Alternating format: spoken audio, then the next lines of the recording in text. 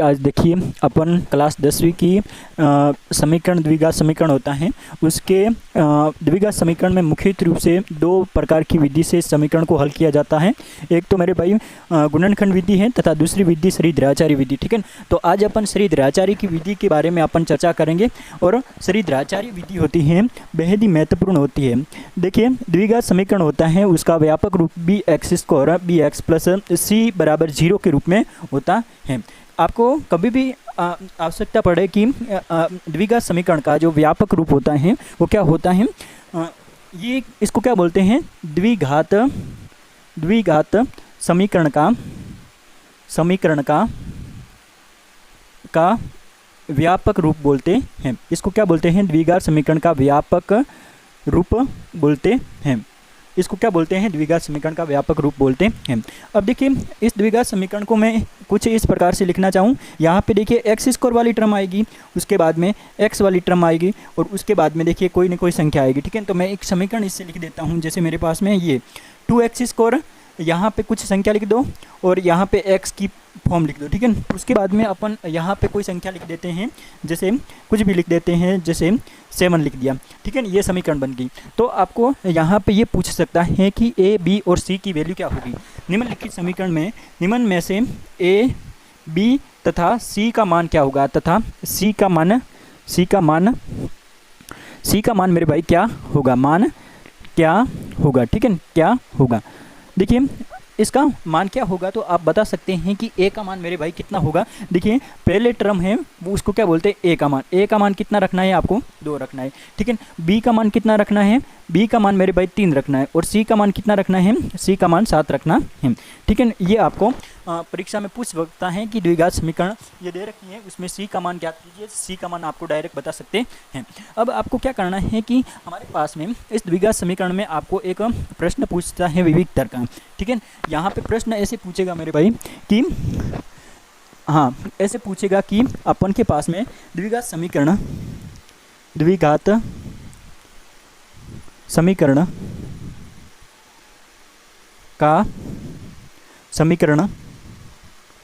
का व्यापक रूप ज्ञात करो, व्यापक रूप ज्ञात करें। तो इसमें व्यापक रूप कैसे, द्विघात समीकरण का व्यापक रूप ज्ञात करें तथा यहाँ पे पूछ सकता है व्यापक रूप आप क्या बता सकेंगे। यहाँ पे व्यापक रूप छोड़ो तो उसके बाद में व्यापक रूप तो अपन द्विघात समीकरण का व्यापक रूप तो ये आपके पास में ये था। ठीक है, तो आप इस समीकरण में क्या लिखोगे, इस द्विघात समीकरण का व्यापक रूप पूछे तो आपको क्या लिखना है, ax square plus bx plus c के रूप में आपको ये आपके पास में कन्वर्ट करना है। अब देखिए आपको क्या करना है मेरे भाई कि जब भी आपके पास में आपको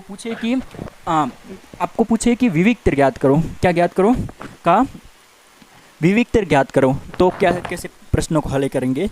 देखिए पूछेगा विविक्तर ज्ञात करें तो आप प्रश्नों को कैसे हल करेंगे। ठीक है, तो हमारे पास में एक फॉर्मूला होता है विविक्तर को अंग्रेजी के डी अक्षर से प्रदर्शित करते हैं। अब डी बराबर मेरे भाई क्या होता है, एक फॉर्मूला होता है जो कि बी स्क्वायर माइनस 4ac के रूप में एक फॉर्मूला होता है। कभी भी एग्जाम में आपके पास में पूछे कि विविक्तर का आप रूप मान बताएं तो आपके पास में d बराबर b लिखना, उसके बाद में 4ac। ठीक है, उसमें मान रखना है। तो अपन मान देखिए इसका ही ज्ञात कर लेते हैं। d बराबर b का मान कितना है, देखो डायरेक्ट बताना है आपको। b का मान कितना होगा, बीच वाला a, b और c, मतलब b का मान क्या होगा, बीच वाला होगा। तो b का मान मेरे भाई रखेंगे तो यहाँ पे 3 का कितना हो जाएगा स्क्वायर, माइनस का 4 इंटू a का मान कितना है, a का मान 2 रखेंगे। ठीक है, इंटू c का मान कितना है, c का मान 7 रखेंगे। ठीक है, यहाँ पे वर्ग करेंगे तो 9 हो जाएगा और यहाँ पे देखिए 7 कम 7, 7 दूनी 14, 7 दूनी 14, 7 दूनी 14, 14 का हम 4 गुना करेंगे तो हमारे पास में 14 एकम 14, 14 दूनी 28, 14 3 42, 14 4 56। तो हमारे पास में यहाँ पे 56 आने वाला है। अब मेरे भाई यहाँ पे इसमें से घटाएंगे तो मेरे भाई कितना रहेगा, इसमें से मेरे भाई माइनस का 47 रहेगा। देखिए माइनस का 47 रहेगा, अर्थात हमारे पास में डी का मान जब भी आपके पास में माइनस में आए तो उसको आगे समीकरण को हल कर सकते नहीं है, डी का मान यदि आपके पास में क्या आए, डी का मान मेरे भाई या तो 0 आए या फिर क्या आए, डी का मान या फिर पॉजिटिव आए तो उस समीकरण को हल कर सकते हैं। उस समीकरण को आपको श्रीधराचार्य विधि से आपको उस समीकरण को हल करना है। श्रीधराचार्य विधि से आपको उस समीकरण को हल करना है। देखिए आगे अपन इसको मिटा के लिखते हैं। देखिए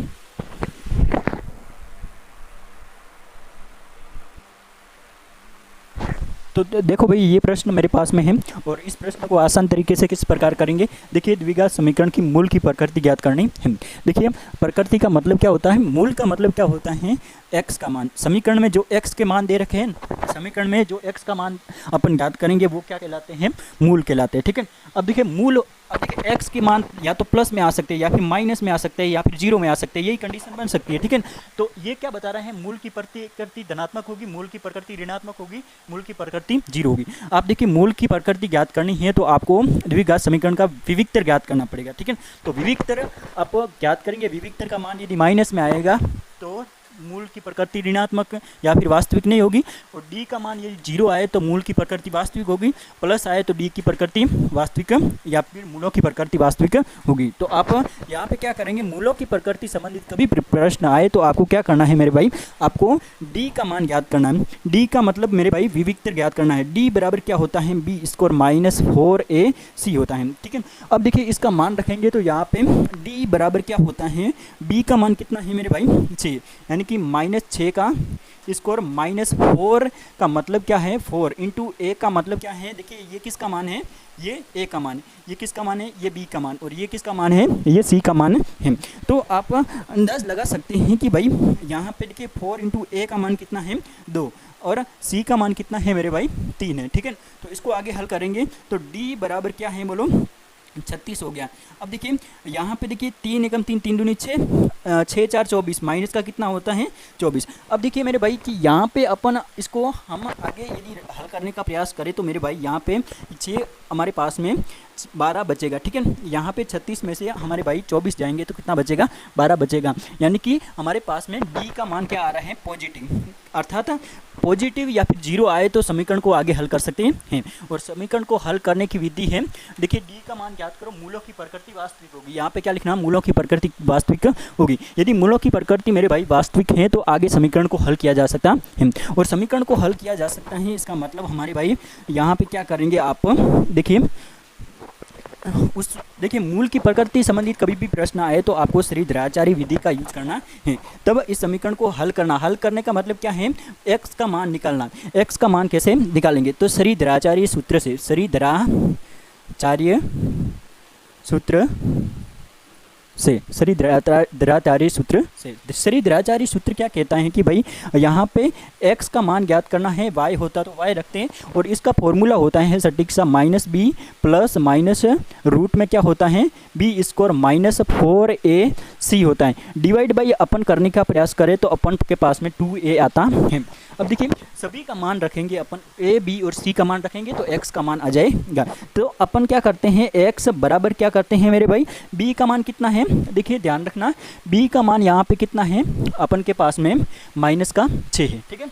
अब देखिए b का मान 6 है, माइनस पहले से सूत्र का है, उसके बाद में b का मान कितना है बोलो -6 कोष्टक बंद प्लस माइनस यहाँ पे रूट में कितना आएगा, b का मान -6 का स्क्वायर -4 इंटू a का मान कितना है, a का मान मेरे भाई यहाँ पे कितना है 2 है, इंटू a इंटू सी का मान कितना है मेरे भाई, यहाँ c का मान 3 है, बट्टा डिवाइड बाई कितना हो जाएगा 2 इंटू a का मान कितना है, a का मान अपन के पास में 2 हो जाएगा। ठीक है।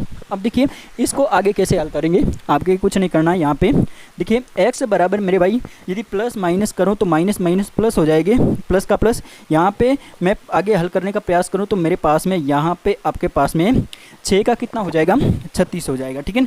36 माइनस, अब ये भी आप कर सकते हो कि डी का मान कितना आने वाला है, देखिए b स्क्वायर -4ac मतलब d का मान 12 है, तो अपन सीधा यहाँ पे क्या लिख देते हैं, देखिए इसको हल किया, ये वाला और ये वाला सेम है कि नहीं, तो इसका मान कितना आ रहा है 12 है, तो इसका मान कितना आएगा 12 आएगा। ठीक है। बट्टा में कितना हो जाएगा भाई, यहाँ पे 4 हो जाएगा। ठीक है। 2 एकम 2, 2 दूनी 4। अब देखिए इसमें से आपको क्या करना है, यहाँ पे देखिए मैं पूछूँ इसको फैक्टर से बाहर निकालेंगे तो कितना, इसको देखिए 4x बराबर यहाँ पे कितना लिख सकते हैं बोलो, यहाँ पे x बराबर 6 प्लस माइनस है यहाँ पे 6। अब देखो 12 को क्या लिख सकते हैं, 2 इंटू 2 इंटू 3 लिख सकते हैं। ठीक है। अब देखिए वर्गमूल है 12 के ऊपर। ठीक है। ये देखो कहाँ गया, ये वर्गमूल है 12 के ऊपर, तो वर्गमूल 12 के ऊपर है, तो 12 को इस प्रकार भी लिख सकते हैं 2 × 2 × 3। तो देखिए 1 2 12 आ जाएगा, ठीक है, मतलब √3 आ जाएगा, ठीक है। यहाँ पे 2 रूट कितना आ जाएगा, 3 बटा में कितना हो जाएगा 4। देखो यहाँ से सब 2 से 2 कट रहे हैं सभी, तो यहाँ काट दो, तो x बराबर कितना आएगा 3। देखो 2 का भाग देंगे 3 बार, प्लस माइनस यहाँ पे रूट कितना है, यहाँ पे कितना √3/4, या फिर आपके पास में कितना आ जाएगा, एक बार प्लस कर दो और एक बार क्या कर दो, माइनस कर दो। तो यहाँ पे कितना आएगा √3/2 आएगा, या तो माइनस का आएगा या फिर प्लस का आएगा। x का मान या तो माइनस का आएगा या फिर प्लस का आएगा। Thank you so very much, thank you.